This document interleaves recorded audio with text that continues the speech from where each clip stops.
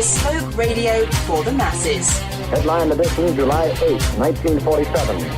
The Army Air Forces has announced that a flying disc has been found and is now in the possession of the Army. If the game is rigged, change the game. Game changer.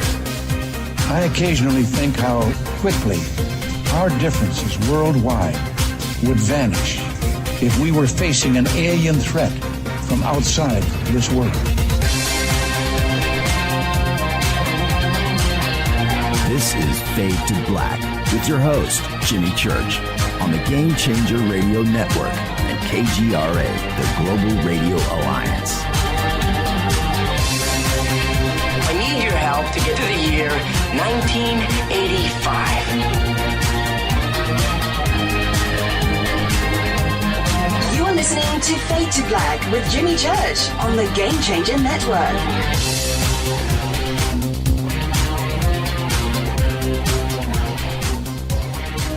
Good evening.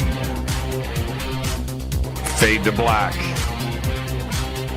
Bespoke radio for the masses. Yeah. How you doing? How you doing? Today's Tuesday, November 12th, 2019. 316 days into the new year. Just 50 days left.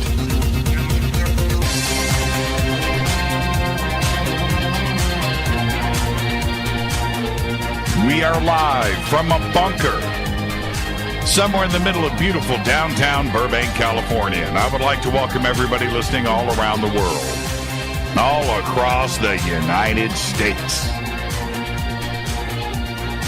Hither and thither, to and fro, back and forth, up and down, east and west, north and south, far and near.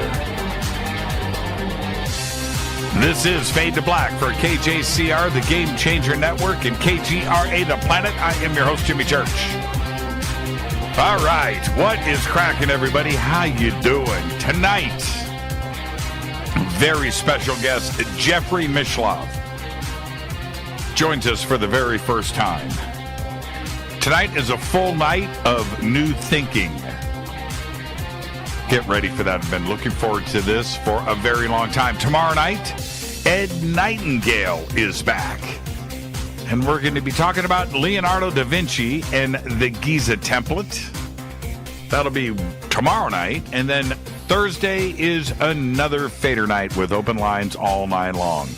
All right, so that's our week. We are good. Follow me on Twitter at JChurchRadio. That's what you want to do. You want to start off at JChurchRadio. Hashtag F2B is the sandbox. Hashtag F2BQ is Fade to Black questions. Okay, you can email throughout the show, Jimmy at JimmyChurchRadio.com. Come and hang out in the sandbox, though. It's going to be great tonight.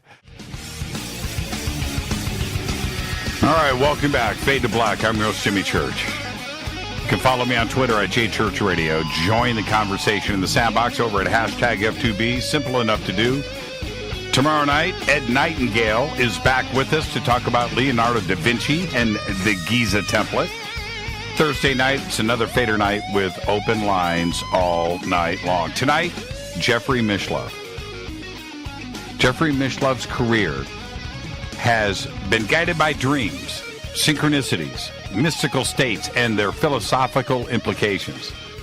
He has consistently encouraged others to pay attention to these processes in their own lives, and Jeffrey has the distinction of holding a doctoral diploma in parapsychology, which is the only such diploma ever awarded by an accredited American university. He is also the past president of the California Society for Psychical Studies and the past vice president of the Association for Humanistic Psychology. Jeffrey has also helped to create a new institution of higher education called the University of Philosophical Research that has recently been approved by the state of California to offer a distant learning master's degree in consciousness studies. He serves as the dean of programs for this college and also teaches the course in parapsychology. He was also the host of Thinking Aloud, an independent public television series that broadcast from 1986 to 2002 and continues today as New Thinking Aloud on his YouTube channel. And I would like to welcome for the first time to Fade to Black, Jeffrey Mishlove. Jeffrey, good evening. Good evening. And we're going to start. We're going to start with the first-time guest disclaimer. Are you ready for that? Okay. Okay. Which is this, Jeffrey? It is just you and I sitting on my couch having a conversation as friends. And where that conversation starts, it starts, and where it ends. But we're going to end as friends. There you go. You ready? I'm ready. Okay. This is. I'm going to start with a confessional, and I need a moment of your time. To say this, that over the years, many times on this broadcast, I would reference anytime Jacques Vallée's name came up, I would crack a little joke about him appearing to be an alien because of his eyes that were captured on Thinking Aloud, right?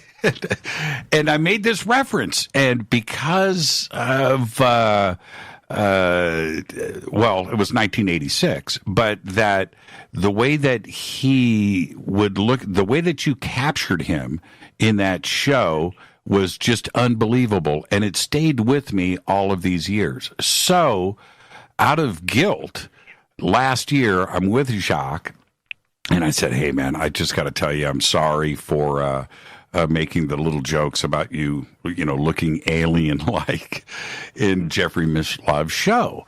And he goes, yeah, I heard about that, and don't worry about it. It's kind of funny. And he said, but that interview was one of my best, and people still talk about it today, and we are talking about it right now, and that was a special show for me. And I said, so we're cool? And he said, we're cool. So, Jeffrey, I'm apologizing to you for the cracks over the years because the show just stuck with me, and it's influenced so much of what I do, and I thank you for that.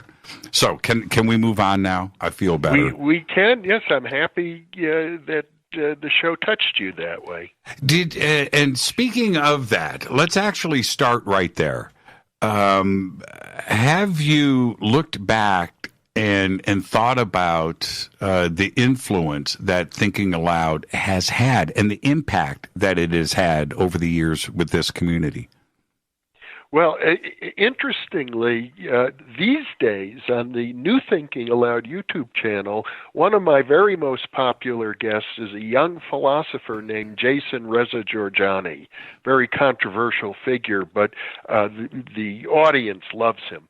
And interestingly, he tells me that as a 14-year-old teenager, he started watching Thinking Aloud, and it had a big influence on his career. So, I can look back since I've been doing this for so many decades and see that it really has had an effect on people's careers, which is, honestly, it's very gratifying.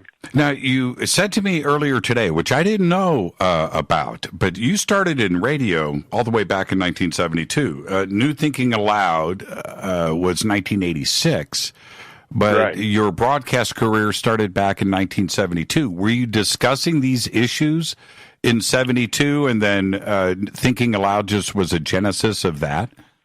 That's right. In 1972, I had the opportunity to host a program called The Mind's Ear on KPFA, Pacifica Radio in Berkeley, California. And there's an interesting story behind that because I was guided to do that by a dream that I had.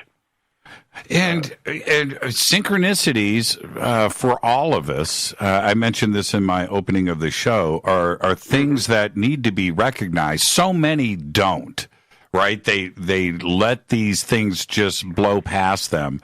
For me, New Thinking Aloud back in 1986 and me getting wrapped up in that show and following it, amongst other things that I was researching, here we are in 2019 sitting down together, and those are synchronicities that you just can't ignore. There's something always driving your reality, right?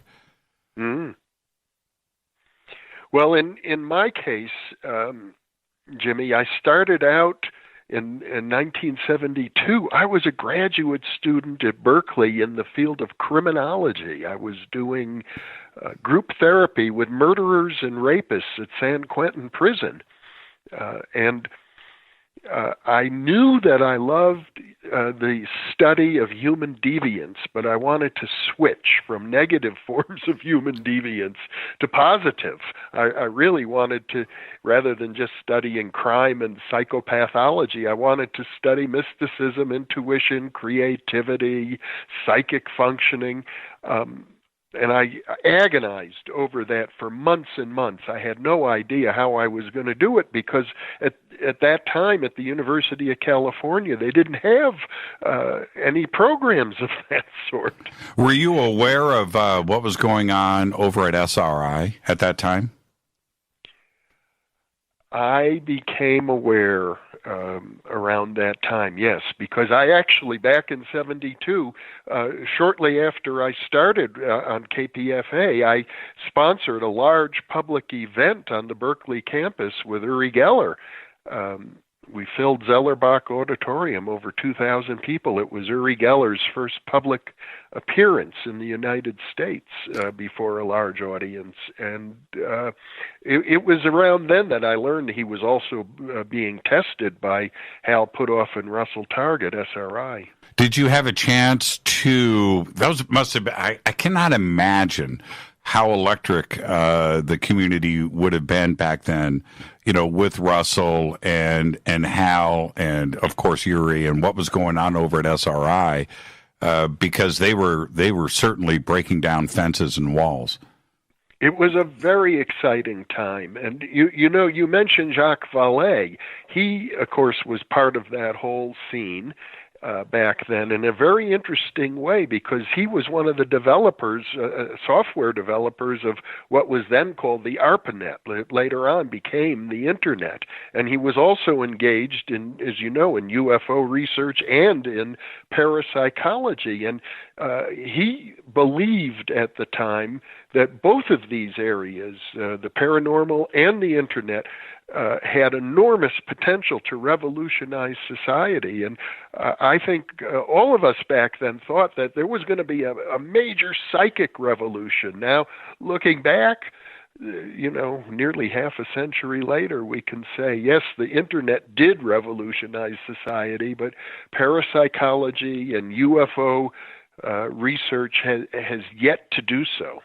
And it's kind of strange to me. I would love to hear your opinion on this, where certain things have flip-flopped versus, like you just mentioned, parapsychology and what was the future of it back in 1972. Today is considered more pseudo and fringe as opposed to the way it was perceived back then. And today, UFOs and quantum mechanics and entanglement, these are accepted norms today, where back then that was fringe and pseudo. It's kind of weird, isn't it, how things have flip-flopped over the last 40 years? Yeah, there's all sorts of social up and downs that occur. I think actually the potential for parapsychology to revolutionize society is still there. It's just going to be a slower process.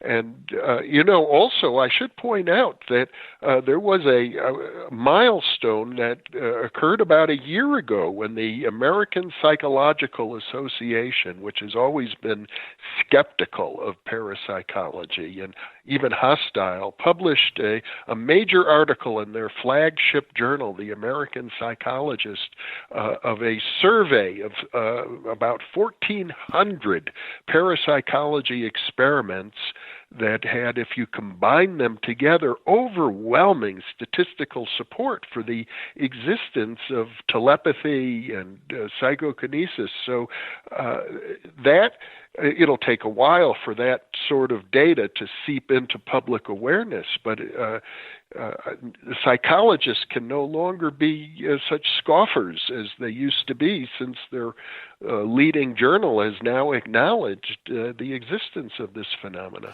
Did you have a gift? Did you have something that you were pursuing personally through this research?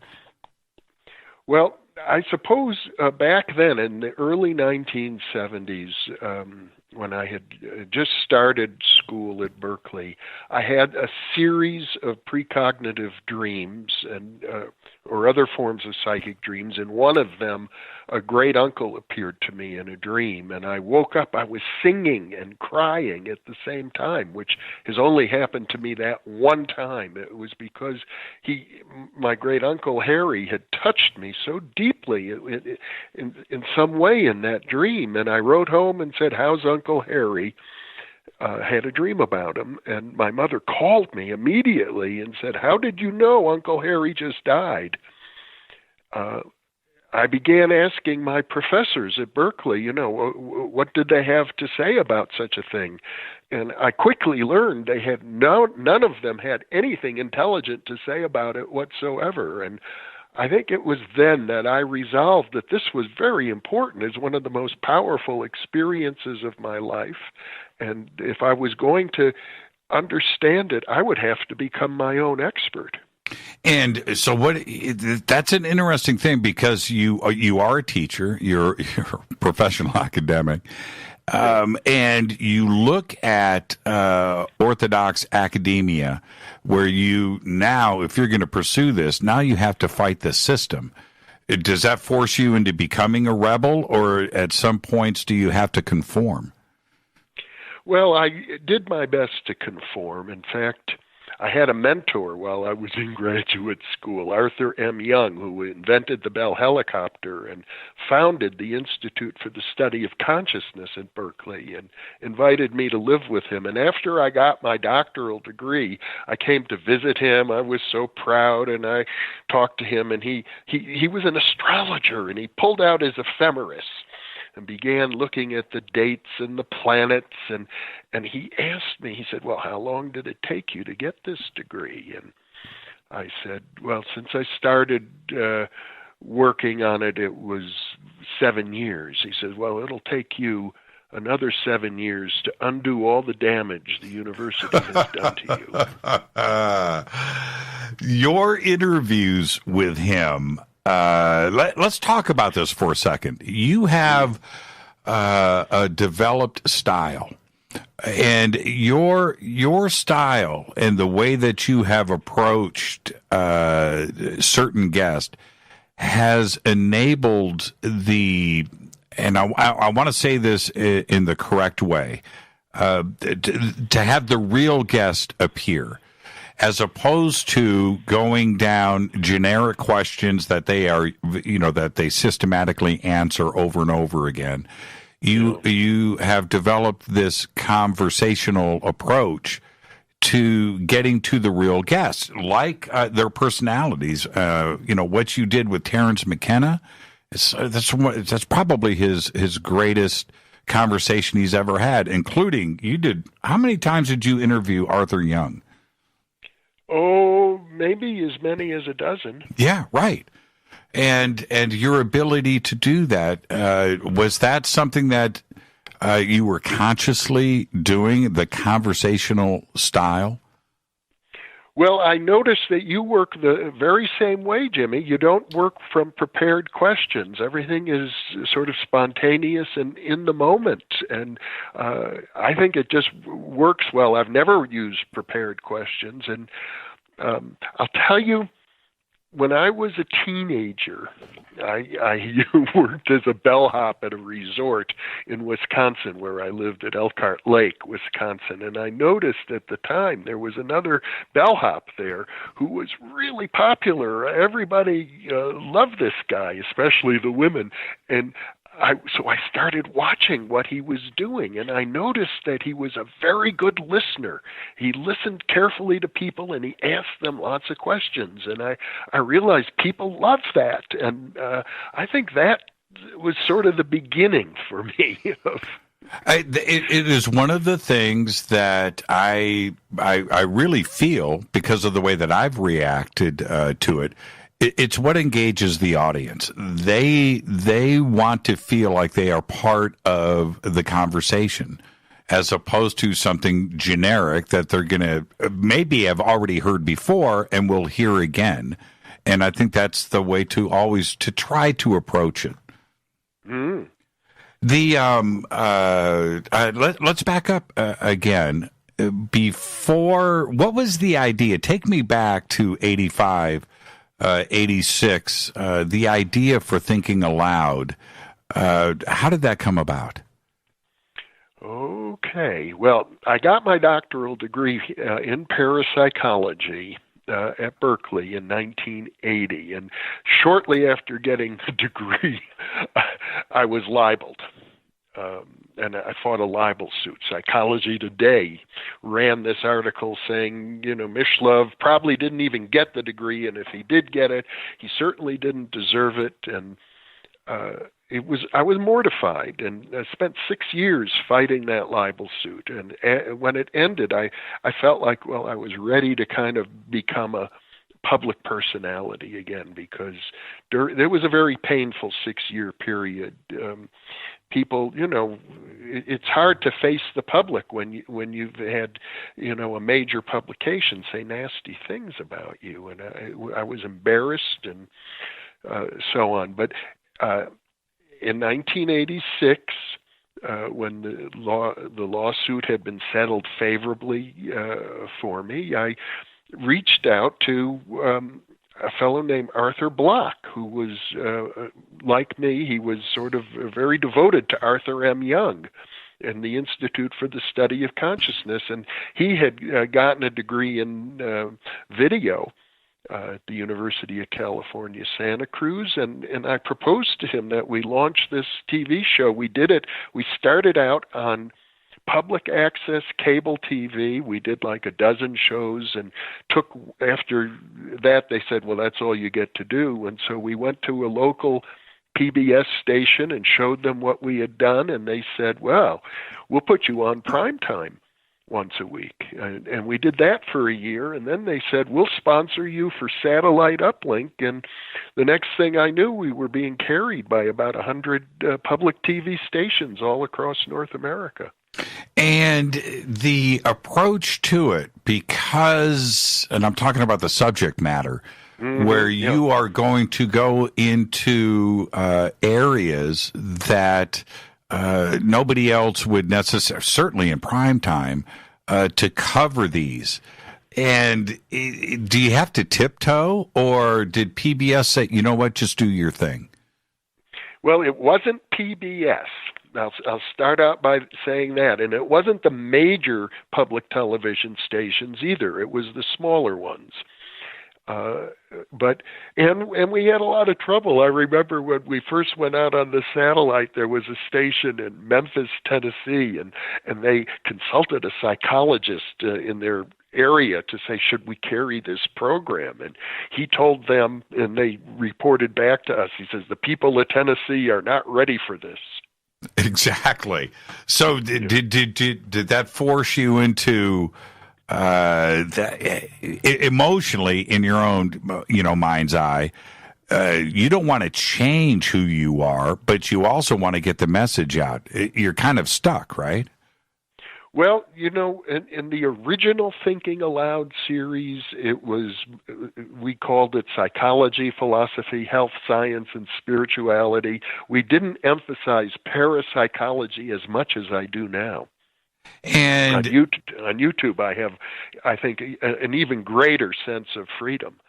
Yeah, well, YouTube gives that. And one of the things that I really enjoy is how you are able to, with your guest, get into some pretty heavy physics, heavy science. Sometimes it's time travel, or it's parapsychology, or it's spirituality, but everything is there. How are you able to tap into the knowledge of physics, or is this something that you study, or quantum mechanics and time travel and spirituality, and get that all together? I'm so impressed with it. Well, I have never actually in my entire life taken a course in physics, but when I lived with Arthur Young at the Institute for the Study of Consciousness, he was an engineer, and my roommate there, who's been a dear friend of mine for over 40 years, Saul Paul Sarag, has written a book on physics and mathematics. And Saul Paul was a college dropout who has had his physics papers published in Nature, which a lot of professional physicists never get to do. So I've just been surrounded by these people, and I don't know if you've seen, my first book was published in 1975, The Roots of Consciousness, and I just seem to have a talent for kind of an encyclopedic coverage of these things, and it served me very well on radio and television. Now, when we come back after the break, I'm going to get into some specific subjects, and kind of leading into that, I want to ask you this: how has your opinions changed over the last 40 years on these different subjects? After you have interviewed, so many important guests, you end up learning and acquiring knowledge, and with that, has it changed you? Is there something that is different today than it was in 1972 or 86? Okay. Well, so we're going to do that after. No, I'm asking now. Oh, when we come back. Okay. Sorry. When I was a younger man, I suppose I was very ambitious, and I was thinking about my career and what I could accomplish in life, and I wanted to do this and do that. And at this point in my life, I am doing probably much more than I've ever done, even though I'm in my 70s now, but I don't feel ambitious about it all. I feel like I can just relax and let things flow, and I don't need to get anything back anymore. I feel like I've had a good life, and this is a time just to contribute. Did you expect, if you go back to the Jacques Vallée interview in 1986, did you expect the UFO subject to have been answered today? Yes.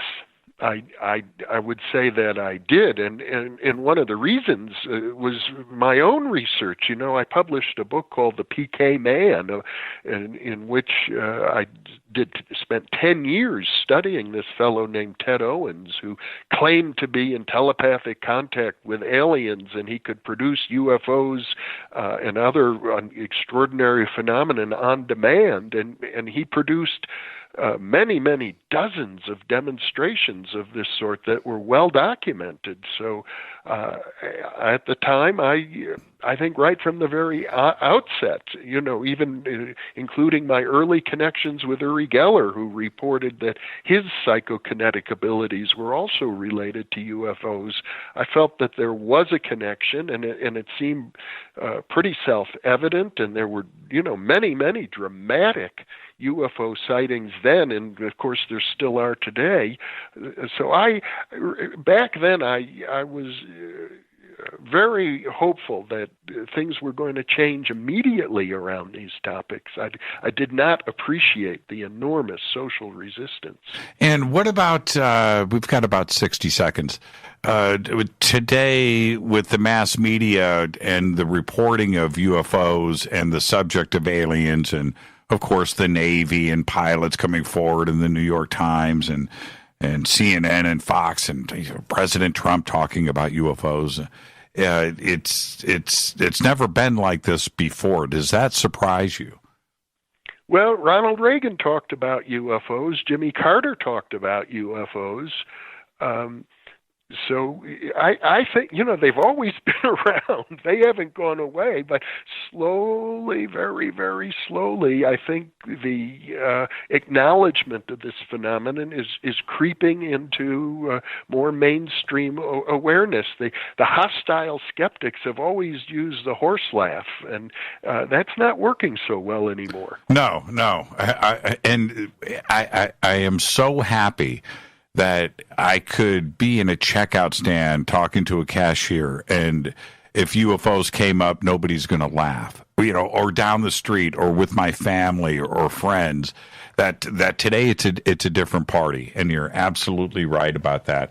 Let's take our break right here. This is Fade to Black. I am your host, Jimmy Church. Our guest tonight, Jeffrey Mishlove, on the Game Changer Network and KGRA The Planet. You can follow me on Twitter at JChurchRadio. Email is jimmy@jimmychurchradio.com. Jeffrey's website is right there at ours, thinkingaloud.com. You can go and click on those links. We'll be right back after this short break. Stay with us.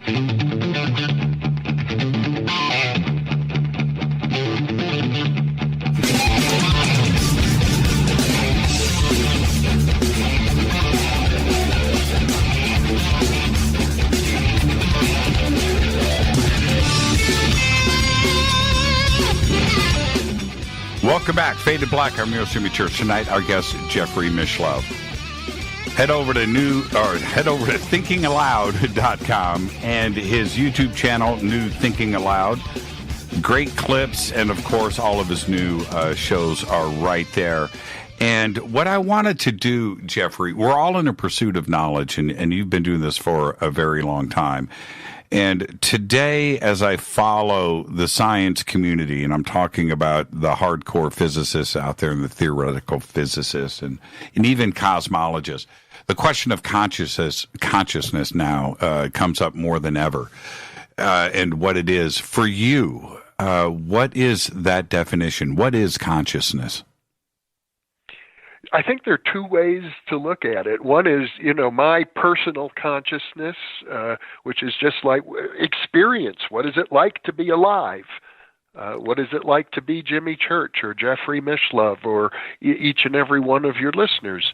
So there's that individual consciousness, but then there's also this larger consciousness. You might say it's like a universal consciousness in which we're all embedded, and that's very mysterious. Some people would say that everything exists within that universal consciousness, but it's very hard to define. Some people would call it God, and other people might just say it's just some kind of a principle in nature. How do you resolve? Because I've been trying to do this. I've been trying to figure this out.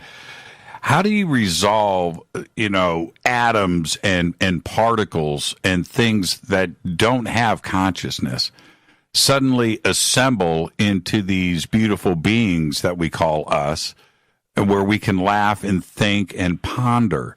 There's a transition that happens there where you go from something that doesn't have a brain and it assembles into this, and suddenly we have consciousness. Where does that transition happen?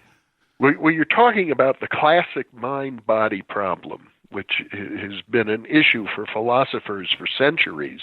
But it's the way you phrase the question, it has certain assumptions embedded in it, like that matter isn't conscious at all, and that somehow consciousness evolves out of this inert dead matter. It could be the other way around completely. For all we know, many great philosophers have suggested that if you start with what we know, everything we know is because we're conscious. We don't know anything except that we're conscious of it. So maybe consciousness came first, which is the basis of many religious traditions and Asian philosophies, particularly Vedanta, for example. They would suggest that consciousness came first, and then everything we think of as the physical universe emerged out of consciousness. So it's not necessarily just inert and dead at all. Is the universe full of consciousness? And I mean it like this: when we look at the numbers of people that have lived and died in the history of this planet, and it's an astronomically large number. There's 7 billion people on this planet today. So there's extra consciousness out there somewhere that hasn't reincarnated back into another body, if you want to look at it that way, right? And to make matters even more complicated, there are probably trillions of other planets. Okay, I like the way that you're thinking. I was going to go there earlier. That must be very exciting for you to see this development happen in science, where not very long ago, just go back to 1995, there was the first exoplanet was discovered, and we were wondering how many planets could there be out there. Where today the discussion is in the trillions in our own Milky Way, and that does change the big picture, doesn't it? Yeah.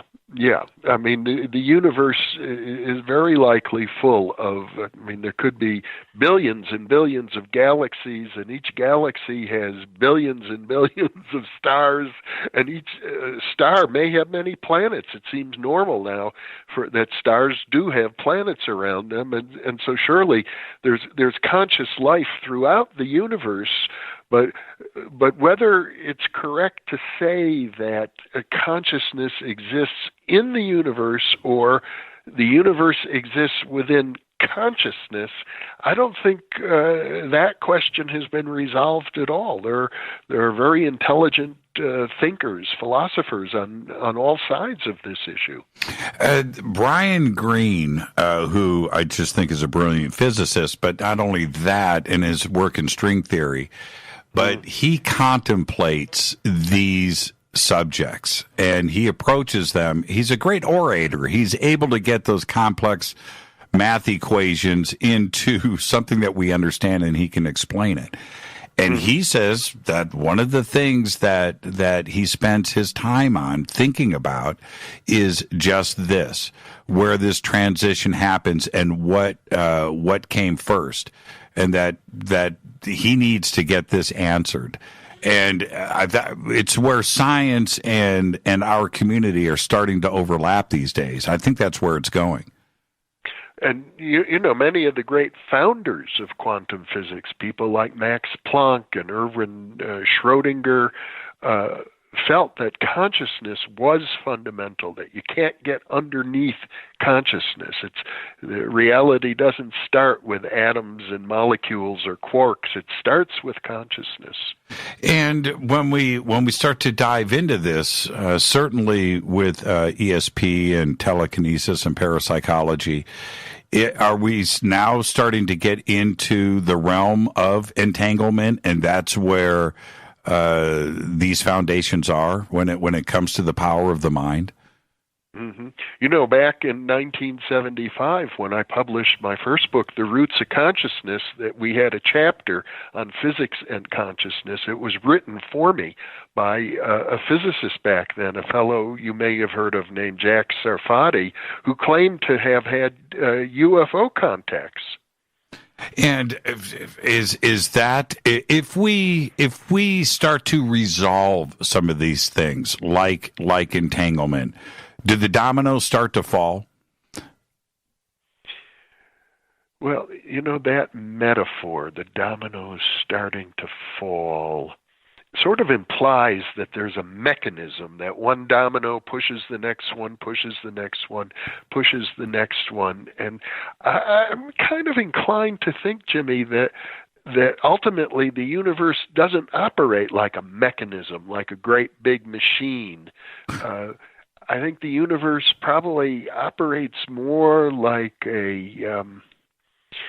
one physicist said it's more like a great story than a great machine.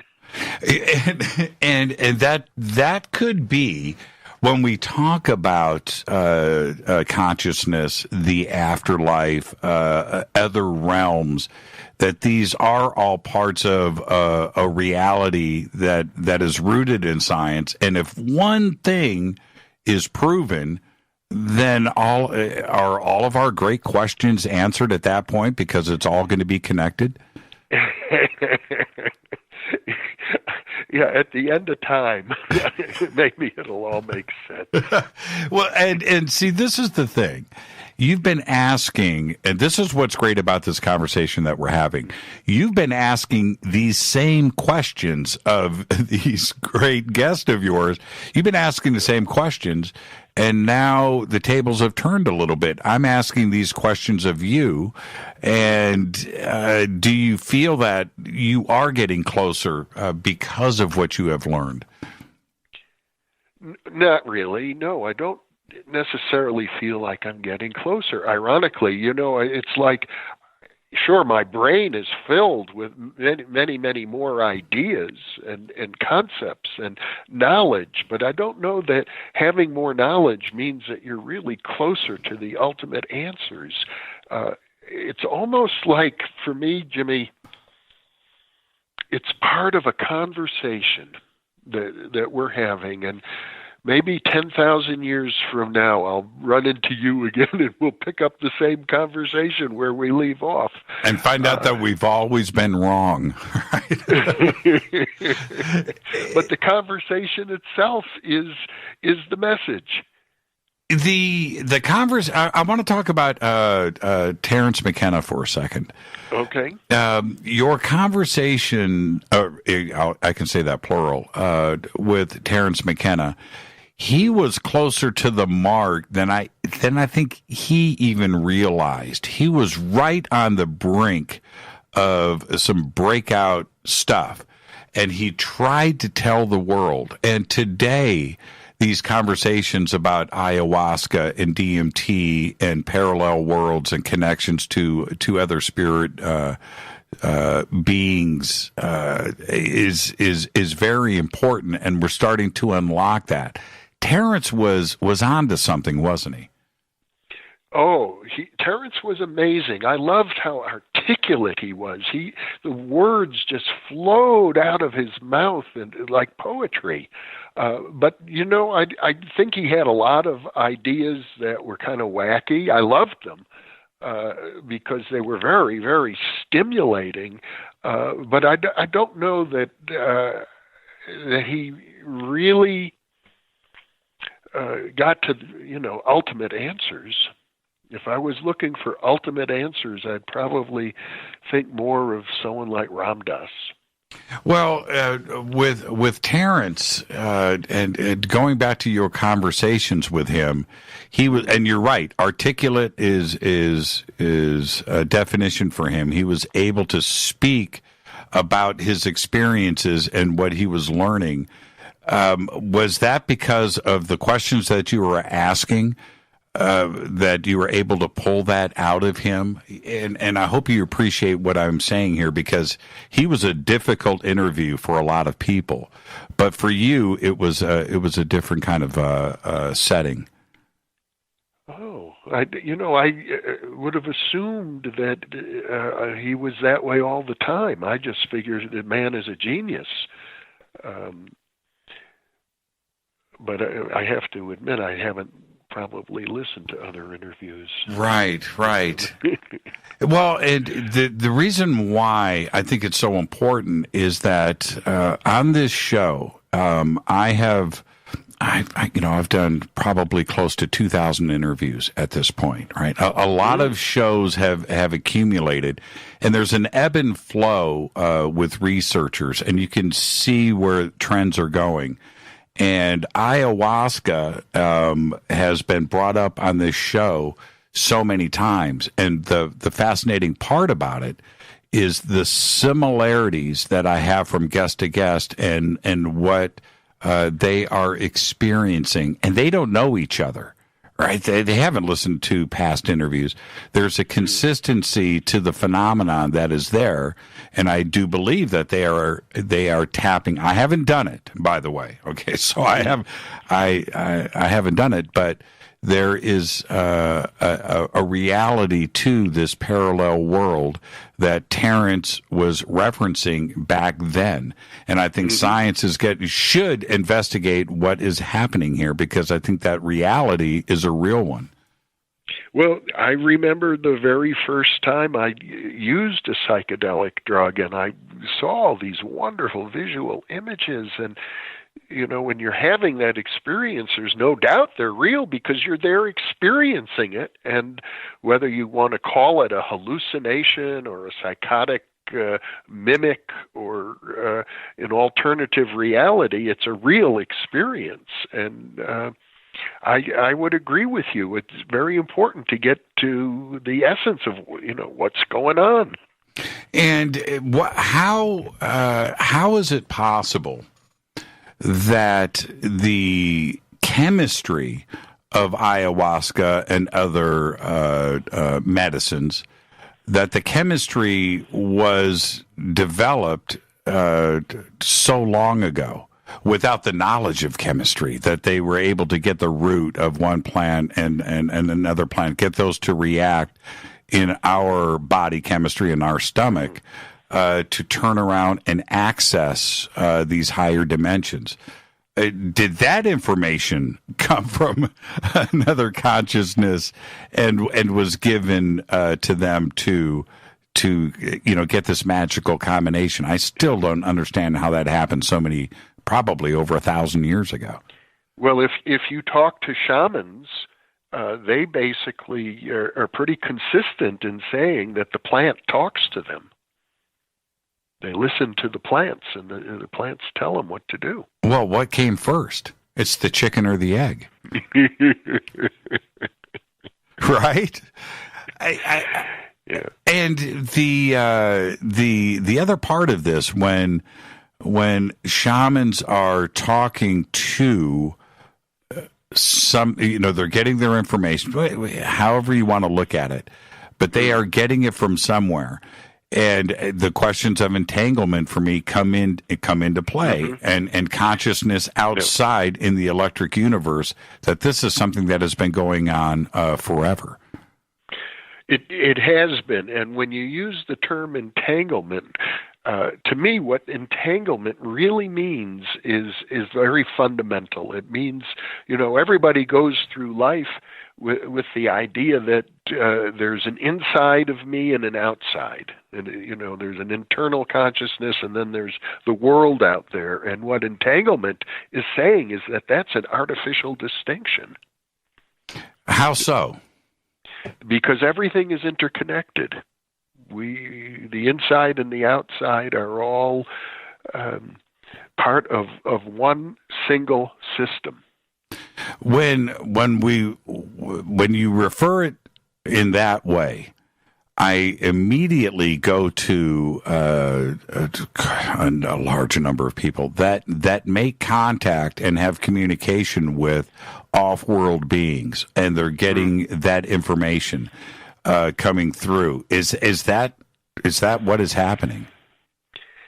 Well, it might be. I'm certainly open to that possibility. The work I did with Ted Owens seemed very dramatic. He said he was in touch with invisible space aliens. He called them the space intelligences. And he would say they gave him the ability to produce phenomena that he could produce regularly with good reliability, roughly 2/3 of the time.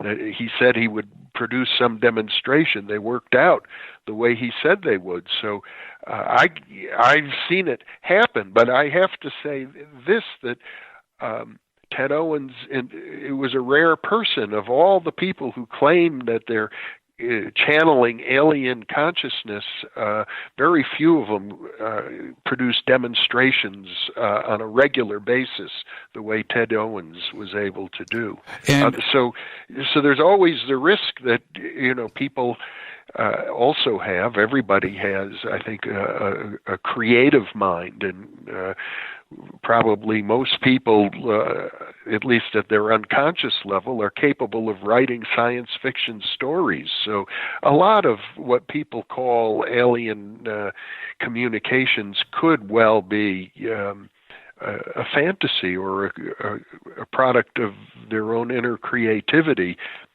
Well, in Ted Owens' case, I have to say it was more than that. Yes, exactly. And when I have done the same thing that you have done, I've gone out, I've done the summoning, I've done the night watch and the sky watches and, night vision goggles.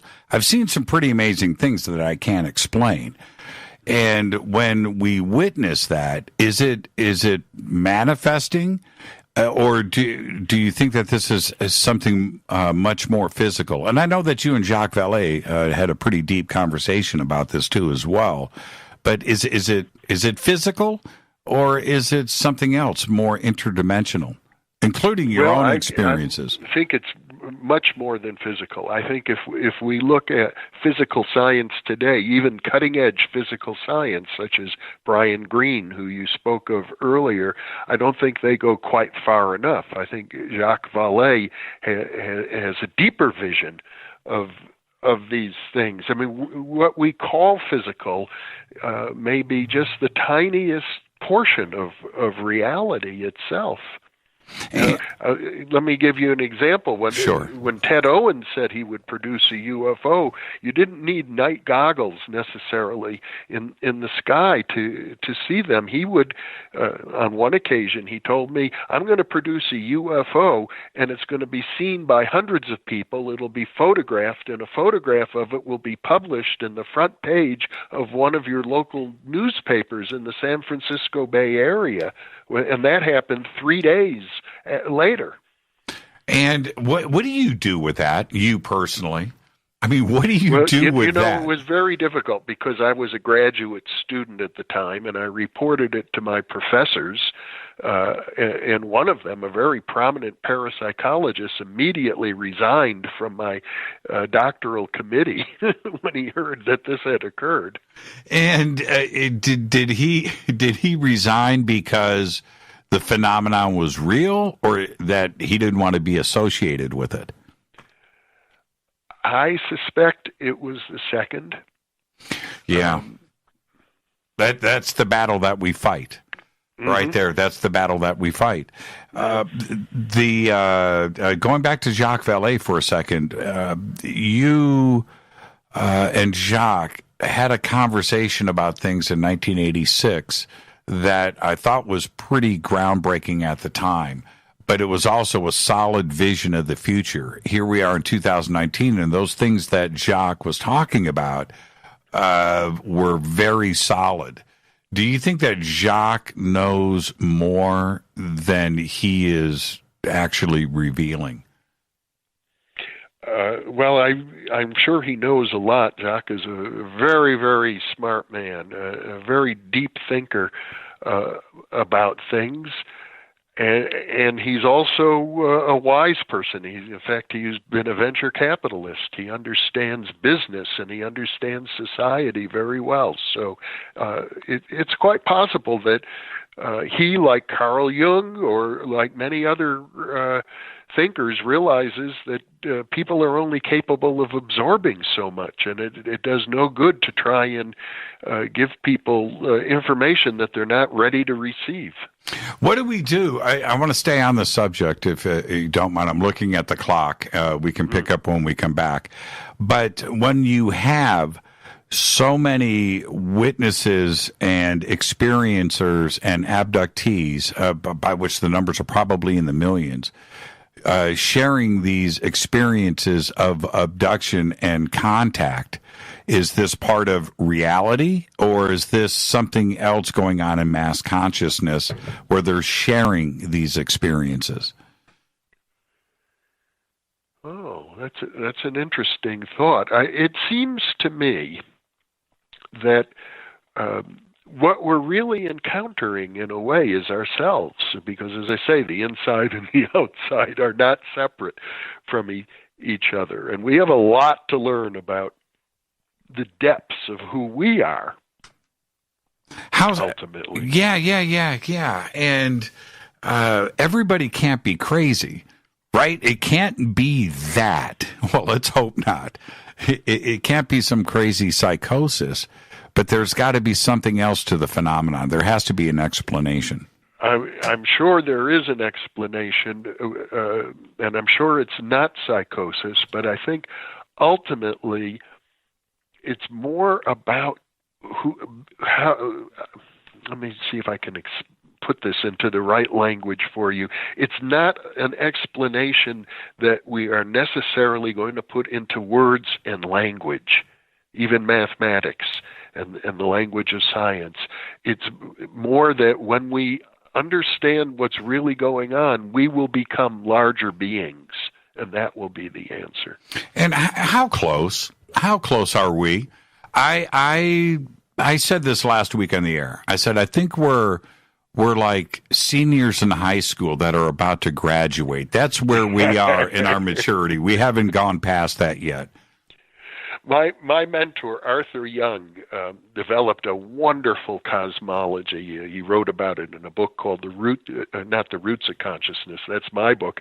His book was The Reflexive Universe. And he had a periodic table of everything. And he would say that modern human beings, such as ourselves, stand in relationship to the potential of what we can be roughly parallel to where a clam would be in relationship to the entire animal kingdom. Let's take a break right here. When we come back, I want to talk some more about Arthur Young, absolutely fascinating individual on every measure. And let's do that. Let's take our break right here. This is Fade to Black. I'm your host, Jimmy Church. Our guest tonight, Jeffrey Mishlove. This is Fade to Black on the Game Changer Network and KGRA, The Planet. Stay with us.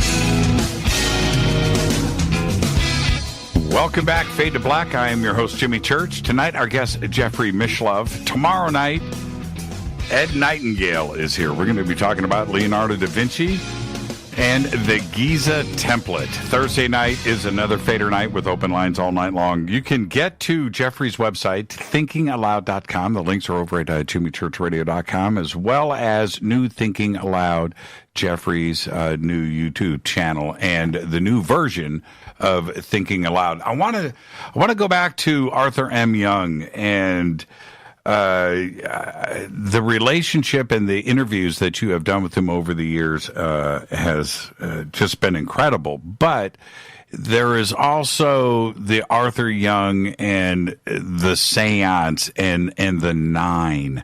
Did you have conversations with Arthur about that? Yeah, we discussed it a few times. Mm-hmm.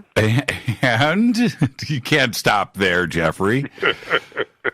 Well, Arthur was involved with Andrea Puharich, who was the person who wrote the book about Uri Geller and really introduced Uri Geller to the scientific world. But I mean, we could talk about Andrea for a long time. Absolutely. He also wrote a book called The Sacred Mushroom, and about psychedelic mushrooms. It was published, I think, back in about 1960. But he had an organization called the Round Table Foundation, as I recall, and it was based in Maine. And Arthur Young, who had become wealthy and famous by inventing the first commercially licensed helicopter, the Bell helicopter, was very interested in anything exotic. He loved ideas that people found outrageous and offensive. The more outrageous it was, the more he liked it. So he was into astrology and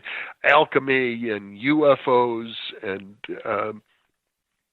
these things, and he helped finance all kinds of exotic forms of research. So he was part of the sessions that were held at the Round Table Foundation, which often involved the communication with entities that refer to themselves as the Nine. And in fact, I'll tell you a little-known story about all of that. There was a famous book published as I recall, in the 1950s by Leon Festinger, who was a sociologist. And the name of the book was When Prophecy Fails.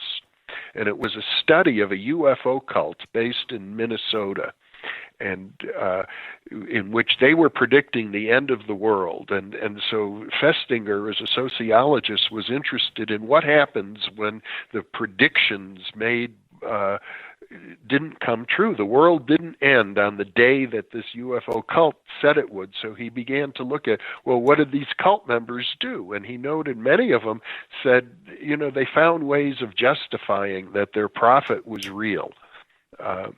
But what wasn't known is because he didn't publish names in that book, that this same UFO cult based in Minneapolis, as I recall, was in contact with Andrea Puharich in Maine. And the contact was based on synchronicities. And, Puharich was getting messages to show up at certain locations and meet these people. Also, Puharich was getting messages that he had to travel to various exotic locations, just get on an airplane, show up at the airport at a certain day and time in order to it's hard to say exactly what he did, but it was like he was being guided by the Nine, and various mediums were communicating in trance states. I have to say, at the end of the day, a lot of it amounted to nothing at all, at least nothing tangible. I think these people thought that they were going to do marvelous things, and surely Andrea Puharich was a marvelous person. He did many things in his life, but now that I think back about it, his life ended rather sadly. He had the ability to surround himself with a group of pretty magical characters, and that was the other thing. I can only imagine how strong his personality was. Yeah, I mean, he was a wonderful person. He was very helpful and inspirational to me early in my career. And Arthur Young, who I lived with for a period of time in Berkeley back in the early 1970s, was very close to him. So what happened at the now very famous seance?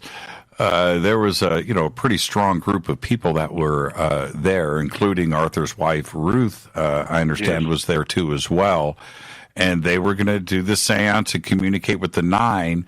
Well, let's start there. Who were the Nine? Well, I can't say that I ever had a clear understanding of that. Is it one entity that called itself the Nine, or was it a collective? Was this like the Galactic Council or something of that sort? It was never clear to me. And I don't think actually Arthur didn't stick with that. He moved on to other things. It was, at the end of the day, much more important to him to develop his own theoretical work than to continue to participate in this activity. Yeah, did he feel that with the seance with Puharich that there was a real communication with this collection of beings that were off planet, known as the Nine? Did he think that actually went down? I think he was very open to that possibility. I know at one time he said when I knew him he was quite elderly. I met him when he was, I think, in his 70s, and I believe he was about 1995, as I recall, when he died. So he was about 90. So I knew him for about 20 years, and during that time, he would tell me that if he could do things over again, and he would like to build UFOs himself. Now that he invented the helicopter, he thought the next thing would be to build space vehicles. He wished that he was younger and could do that. So I think he took it seriously, but I don't think he felt it was the most important thing he was doing.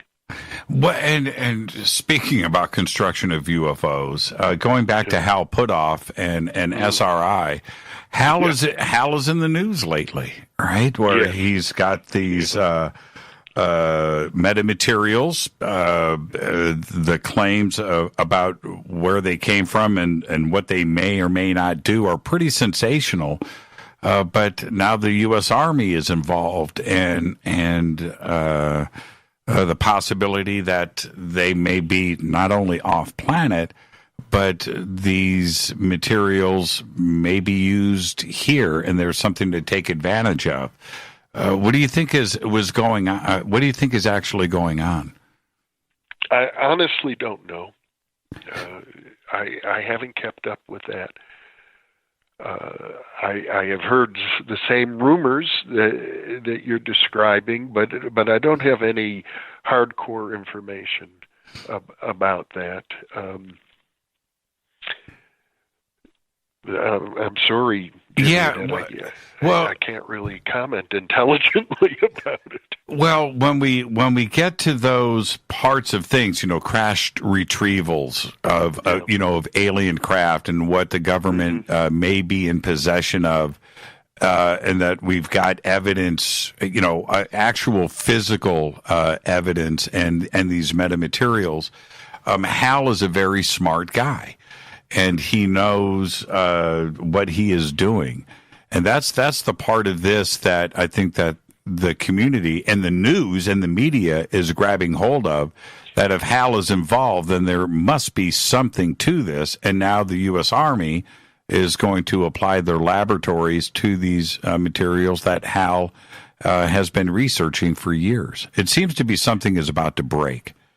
Well, maybe so, but to my knowledge, there hasn't yet been any public pronouncements from Hal about what he has. Yeah, it's very interesting to me, and to have the SRI, and there's another part to this too that I think is about to break, and that is with remote viewing, what Hal and everybody else and Russell has been working on, that this part of parapsychology and remote viewing is a part of reality. This isn't science fiction anymore, is it? Well, it depends on who you talk to. There are still people out there who think it's all bunk. And in fact, they'll tell you that the mainstream scientific community has yet to accept any of it. However, you and I both know that there have been dozens, if not hundreds, of reports by credible witnesses. And I was first exposed to the idea of physical materials back in the 1970s. One of my professors at the time, James Harder, was the research director for an organization called the Aerial Phenomenon Research Organization, or APRO, which back in those days was the leading UFO research organization. Sorry, I sneezed. I had to hit my cough button. Yeah. And you got to love live radio for stuff like that. It happens at the moment when you don't need it to happen, like right now. But we are moving forward in this direction, though.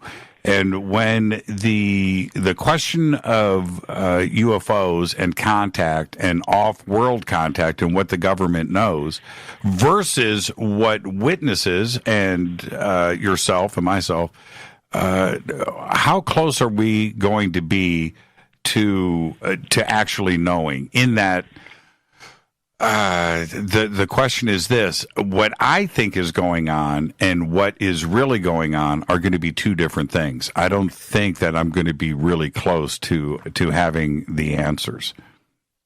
I think you have to appreciate what I would call the trickster archetype.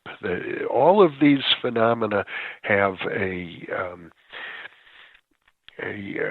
characteristic which is like it's a game. And we haven't figured out what the game is entirely about yet. But it reminds me a bit of hide and go seek. You know, all children in every culture play hide and go seek. And I think this phenomenon, the UFOs and many other forms of spiritual and psychic manifestations, ectoplasm, mediumship, materializations of various kinds, apports, UFOs, they all seem to be enticing us, but in a funny way. It's like as soon as you think you've got a handle on it and you understand what this phenomenon is, it changes. Can we handle the truth, though? Well, ultimately, as I've been trying to suggest, the truth is us. We have to handle who we are, what our nature is. We think we're these, human being animals, part of the primate family, and that's probably just the tiniest sliver of who we are. Well, could we even understand what we're dealing with? I mean, what would the conversation even be about? Right? I mean, it would have to be a civilization more advanced because they got here. We didn't go there, right? So the ability and the technology to arrive here would suggest an intelligence way beyond our comprehension. Well, there are plenty of people who think that they came from other planets. I'd be willing to bet you that a high percentage of your listeners sincerely believe that they have had past lives on other planets. And, okay, let's go there. Have you? No, I don't have any such memories myself. Although it's tantalizing, and I think about it, I wonder. I don't really have very strong past life memories of, every now and then I get a kind of maybe a momentary flash of something, but not enough to really hang on to. Yeah, my fear with past life and past life regressions is I'm just going to be some guy rolling in the mud begging for change during the Renaissance. Well, if you look at human history, there's a high probability that that's the case. And when let's stay right here with regression therapy and with hypnosis, is that something that we can depend on? No, certainly not. I wouldn't depend on it at all because, amongst other things, the hypnotist has the ability, even telepathically, to implant ideas, and so there's enormous potential for contamination, and that a person under hypnosis will want to come up with something that's going to please the hypnotist. Have you been regressed? Many times, and I've also done regressions many times. I think it's, from a therapeutic point of view, it can be very valuable. I think emotionally, the kind of scenarios that come up in hypnotic regression are true in the sense that they represent emotional truths for each person, but I would not necessarily take them literally, although I do think that on occasion there's evidence that a literal interpretation is the appropriate one. When somebody has a missing time experience, and I can specifically talk about myself personally, I have not been regressed, Jeffrey, so I can say that, and there's reasons why I won't do it. But when somebody has an abduction experience or a missing time experience, and they go back and have this information revealed, and they revealed it, are we getting into a danger zone there, or would you have the ability to go back into a gap in somebody's memory and retrieve what actually happened? Well, I think it's possible to do that, but I don't think we can ever be certain that when somebody comes up with a particular memory that it's a valid memory and not something. Well, I'm sure you've heard of what people call false memories. So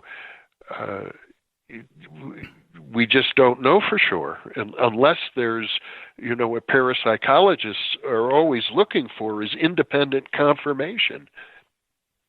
The experiences that I've had quite a few therapists suggest to me to go back and find out what happened.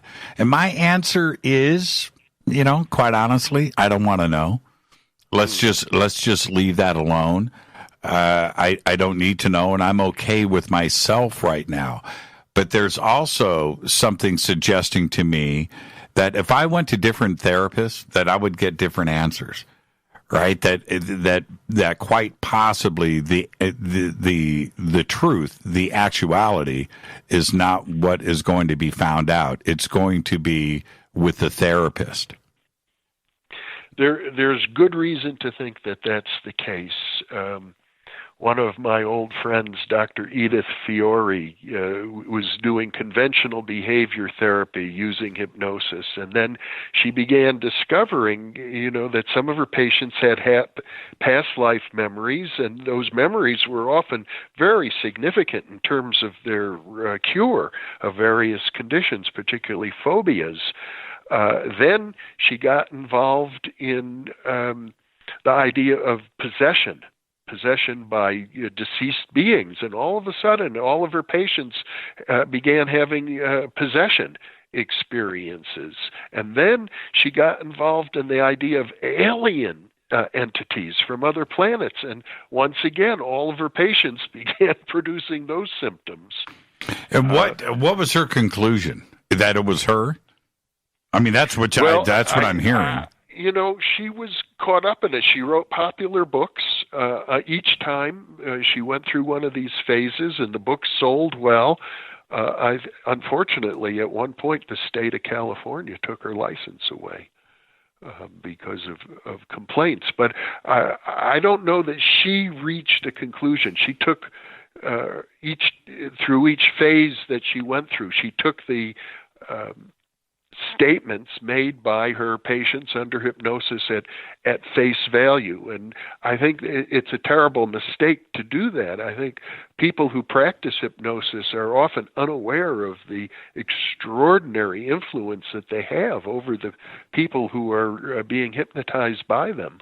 It's a very powerful tool, and it's you have a tremendous amount of power. And when you acknowledge the possibility of telepathic contact and communication, so even if the hypnotist is being really careful not to verbally let on, what their hypothesis is, where they think things are going, a patient will pick up on it anyway.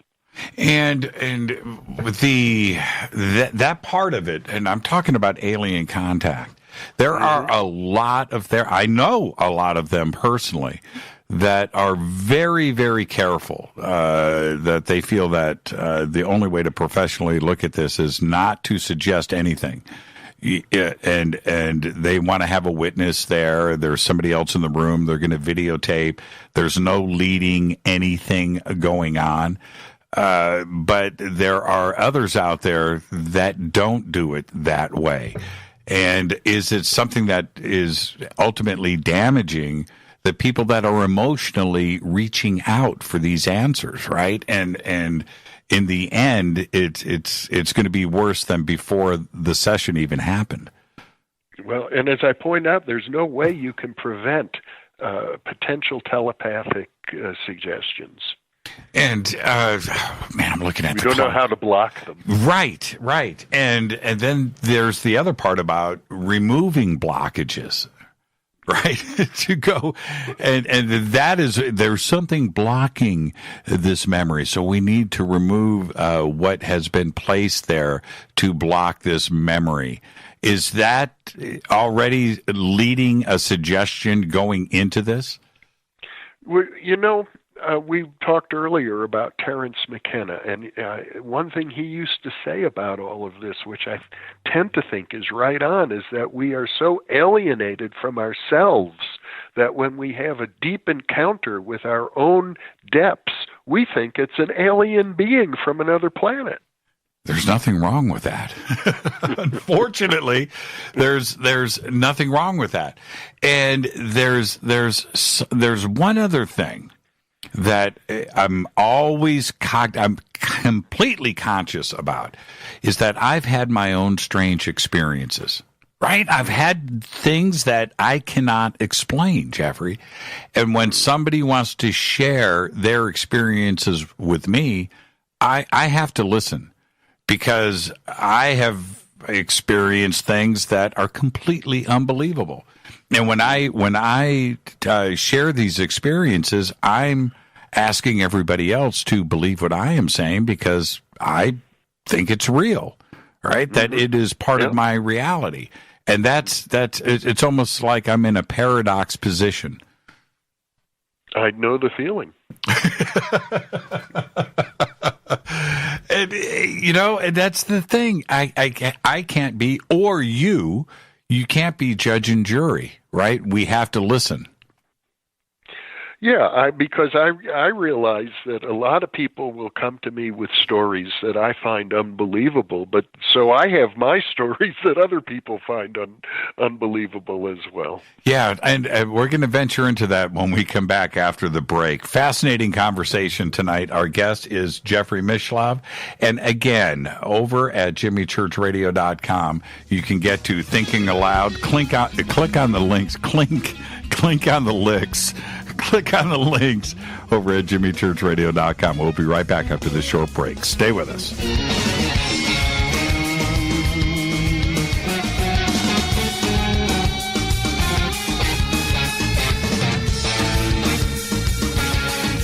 Welcome back. Fade to Black. I'm your host, Jimmy Church. Our guest tonight, Jeffrey Mishlove. What a great conversation tonight. And this is what we're going to do next. Jeffrey. I've got a bunch of questions that have been sent in from the audience, and I want to try to get some of these in. But I want to ask you this. I made a decision when I was very young. I was at the age of 22, where I read some inconsistencies in my religious upbringing that forced me into questioning everything at that point. And I felt that I was lied to, and that my own spiritual path was going to be my own, and that I wasn't going to listen to anybody else. Is that a safe zone to go into? Yes. Yeah, it's a very healthy, safe zone to go into, in my estimation. It means that you're becoming a free thinker. And with that, and that wasn't a softball question. This is something that you have been discussing and pursuing for a very long time. And in 2019, spirituality and what it means may not be the same as it was 10 years ago or 20 years ago or 30 years ago. Has it evolved? Well, I would say that the fastest growing segment of our population right now, as best I can tell, are people who consider themselves spiritual, but not within an organized religion, but spiritual and secular at the same time. And then we have, characters out there like Richard Dawkins and the staunch real atheist, right? And that these are, very educated, in some cases, physicists and scientists, biologists, and they look at the universe and they go, well, you know what? It's just chemicals. There's nothing else to it. And it reminds me of the old foxhole mentality, right? Well, what's going to happen when one of these guys faces death? Are they suddenly spiritual, right? And what are they going to get when they see the other side? Will they actually change? Well, there have been instances of that. There was a philosopher named Anthony Flew, who was a very well-known atheist and who, toward the end of his life, changed his mind about it completely. So it certainly can happen. Anybody who has had a near-death experience comes back with a profound, unshakable belief in survival after death. And we have so many unanswered questions, and one of them is not only life after death and what happens, are we alone in the universe? Why are we here? Where are we going? These are profound questions. But I think one of the most fundamental ones is the creation of the universe. What do you think ultimately is there? Was there a supreme spiritual entity that created everything, that has created other universes out there, or that it was just some accident with chemistry? Well, I'm kind of leaning towards the hide and go seek theory about the creation of the universe. That maybe you created it, Jimmy, and but you're playing a game of hide and go seek with yourself, so that you're pretending to be a human being on planet Earth inside of a primate body, and the game, in order to make the game really interesting, you've forgotten that you're the creator of the whole game to begin with. So that's the answer. It was Jeffrey Mishlove that created the universe. Really well played. Well played. Well played. Well played. Well played. And I want to get to some of these questions really quick, and then I'm actually going to morph this into time travel. We're going to get to that before I let you go tonight. But this question comes in from Wendy, and she says, I would love to know which guests have most affected Jeffrey personally, and in what way? Oh boy. Yep. That's a tough one, because usually the guest that affects me the most is the one I'm with at any given moment. Right now, you're the one who's affecting me the most personally, even though I'm not interviewing you. But as I look back, I would say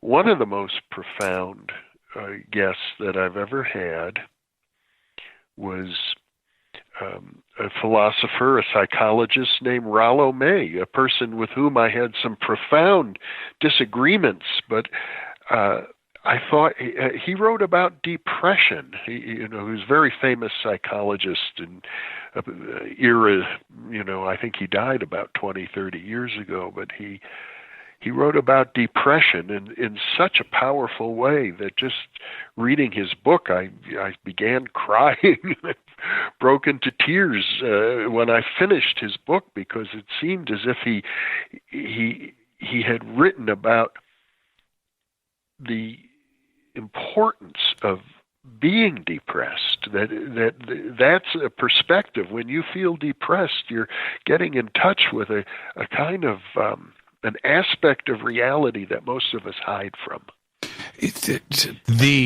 I think that all of us, and myself personally, would agree with that, in that when you go through a certain darkness, you always come out of the other side smarter, right? You go somewhere, and it is about personal discovery, but you come out of it a different person. You discover things. Mm-hmm.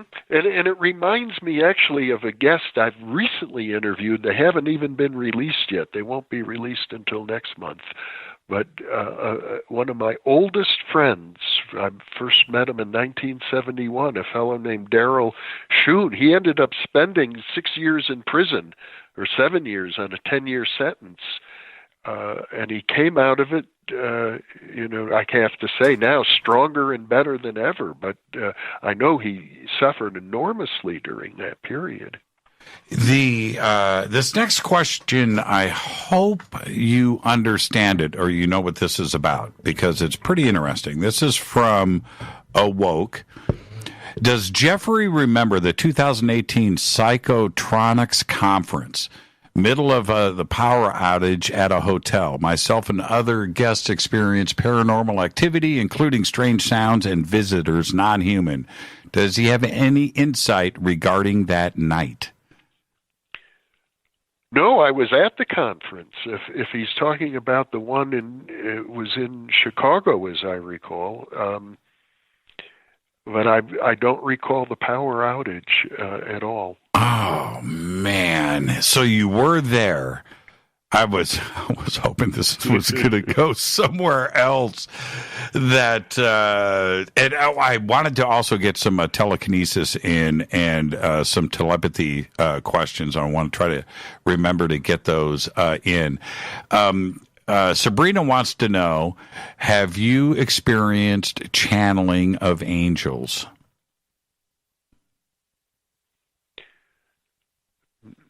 No. There's like 3 or 4 questions from different listeners right now that have all brought up channeling. Have you channeled, and do you think that this is real? I have never channeled myself. However, I have a very close friend who's a famous channel, Kevin Ryerson, who was featured in Shirley MacLaine's famous TV series Out on a Limb.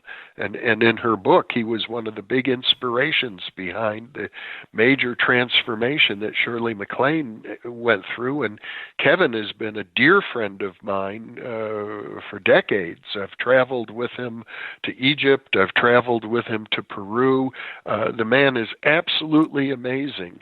Now, as a parapsychologist, I don't know whether the entities that come through him when he's channeling are real autonomous entities, figures from previous eras, as they purport to be. But I can say that regardless, the information that comes through and the impact that it has on people is very, very profound. So I would say that channeling is definitely a phenomenon that deserves to be taken seriously. Yeah, what did you make of Jane Roberts and Seth Speaks? I think Jane Roberts was a very talented writer, and that the material that comes through in the Seth channelings has been very inspirational for people at a metaphysical level. It seems to be consistent and coherent and thoughtful, and it inspires me to think more deeply about these things. But whether Seth is a real entity or just a figment of Jane Roberts' mind, I have no idea. And some quick questions before I do want to get to telekinesis and time travel. But what about astronomy, astronomers, and looking to the stars for answers? I love astronomy. I have a telescope. I spend as much time as I can outdoors at night looking up into the sky with telescope, binoculars, naked eye. Ever since I've been a child, I've been fascinated by astronomy. I think it's a wonderful science. One of the things that fascinates me the most with astronomy today is that we've all, like you just said, right? We've all looked to the stars since we were kids. You just walk outside at night, you look up. That's what we all do. But that every single star now, every single one in the night sky that you can see has a planet. That's pretty nuts, isn't it? I mean, isn't that just mind-blowing? I imagine there might be some stars that don't have planets, but it is mind-blowing when you think about the vastness of the universe, and I think about that a lot, because it seems to me that in some ways the human body with its trillions of cells is like a whole universe. And that I sometimes think that if I were God, aware of all the planets simultaneously, what would that be like? Would it be the same as being human and being aware of all the cells in your body at one time? Some of your new shows in the new version of Thinking Aloud, which is called New Thinking Aloud, you've dipped your toes into time travel. And is this because you're fascinated with it, or do you believe that time travel is a reality? Well, I certainly know that precognition is a reality. The scientific data that parapsychologists have accumulated about our ability to know events in the future is very strong, and I've experienced it myself and witnessed it on numerous occasions. So time travel, though, can we actually, like in the H.G. Wells movie, travel back and forth in time? I think it's a fascinating idea. I have no reason to think that it's possible, and I have no reason to think it's not possible, actually, in terms of some sort of a physical machine that could travel through time. Well, how do we resolve precog and deja vu, right? There's no way to know the future unless something else is going on with this reality. And it would certainly suggest that somebody has read your book of the future and has given you that information, right? Whether it is through dreams or visions or deja vu, for instance. Yeah, parapsychologists have different theories. Some people talk about information traveling backwards through time, retrocausation, which is a hot topic now in physics. Others talk about what they call the block universe, which is an idea that actually comes out of Einstein, that actually all time exists already, past, present, and future, but we don't see it because we're like traveling down the river of time. But if we were up in the air, we'd see the whole river, so to speak. And that's another way of thinking about time. Other people suggest that time doesn't exist at all, that it's secondary, that all that really exists is matter and energy and consciousness, and the movement of matter creates the illusion of time, but where there's only the present moment, really. So I think, these are big questions, and there are dozens and dozens of big questions like this that are just unsettled, and the best we can do right now is sort of collect the different theories and weigh and balance them against each other and against the evidence that we have. It may take centuries to resolve some of these questions. But if we respond to a precog, are we then changing the future, but yet the future was just given to us in that precog, and that would then create a paradox, and it would be impossible to do, right? Well, there's a classic case in the literature of parapsychology of a woman who had a dream that the chandelier in the room where her baby's crib was going to fall and land on the baby. So she got up in the middle of the night and moved the crib. And then the chandelier fell as she had dreamt, but it didn't land on the baby. It does suggest that precognitions can be used to change the future. So the world didn't end then. A black hole wasn't created, right? Yeah. And now, is precog and deja vu, are these the same things? certainly some deja vus could be explained that way, yes. But I think deja vu is a larger topic. I did an interview with an expert on deja vu, Vernon Neppy, who talked about 5 different kinds of deja vu, and only one of them was related to precognition. Well, I haven't had precog, right? I haven't, but deja vu. There was a period in my life where that was happening like multiple times a day. And some of them were very long, and I started to enjoy it, right? Where I would just freeze and go, okay, here we go. All right, this is strange. It hasn't happened lately. And I'm kind of missing the deja vu experience. Ultimately, what do you think deja vu is? Well, as I said, there could be 5 different kinds of deja vu. I remember when I was in graduate school, there was a professor of psychology who said that what's really going on is there's a certain loop in your brain that occurs. So when you think you've experienced an event before that you're living through now, it's because you did experience it like a moment before, and it's circulating in your brain to make you have that feeling of deja vu. So that would be one potential explanation. Another explanation is that it's something that reminds you of a dream. Other people would say, no, it's a past life that you're getting in touch with. And then, as you point out, there's the question of precognition.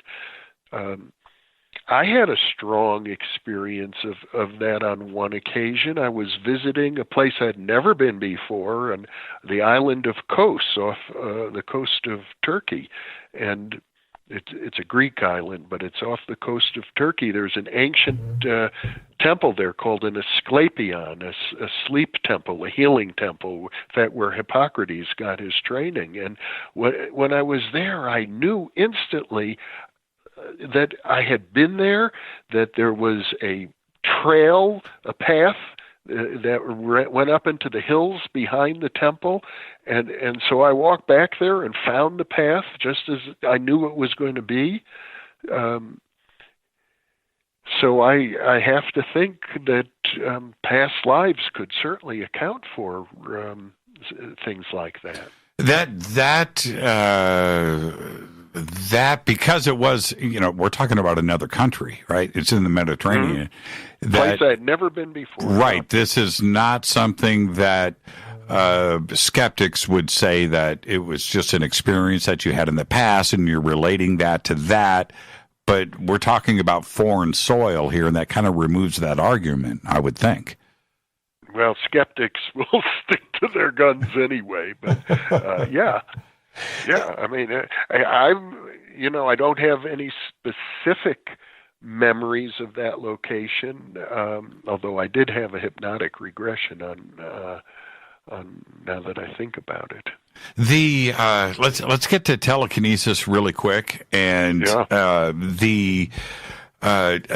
like Dean Radin's explanation or possibility or his theory about what is going on there. We have so many different examples of it. Some of it, I think, is like sleight of hand or parlor tricks. But then there's the other part of it that there is something going on at the atomic level and that there is real change happening. Is telekinesis something that we need to take serious? Yeah, I have published a book about it, The PK Man. I mentioned Ted Owens, who I studied for 10 years. He called himself the PK Man, PK for psychokinesis, which is just another word for telekinesis.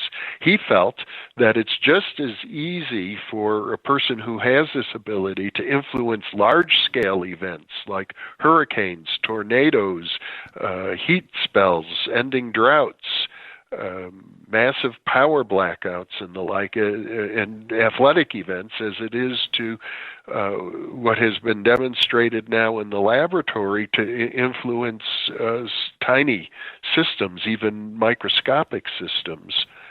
at times. And for you, if you were to have to present some evidence, and you were going to push that evidence across the table as the best laboratory proof of telekinesis and a reality, what would that be? Well, I'll give you one that comes right to the top of my head. It was Ingo Swann, a famous psychic, did some studies in New York with Gertrude Schmeidler, and it was very simple. She took ice water inside of a thermos bottle, and it had a thermistor attached to it, so she could measure the temperature. And because ice water is pretty stable, ice is water freezes at 32 degrees. So when you have ice in the water, it's very close to that. And she asked him to use his telekinetic abilities to influence the temperature inside the thermos bottle, and he was able to do it very dramatically. So that's a simple example of an experiment in telekinesis or psychokinesis that produced good results. I want to thank you not only for this conversation tonight, but everything that you have done for this community over the years. It's just a tremendous body of work, and your influence on me personally has been profound. And I want to thank you for this conversation tonight. When New Thinking Aloud is released, how often do you do it? Every Monday, Wednesday, and Friday. You're doing it right three days a week. Yeah.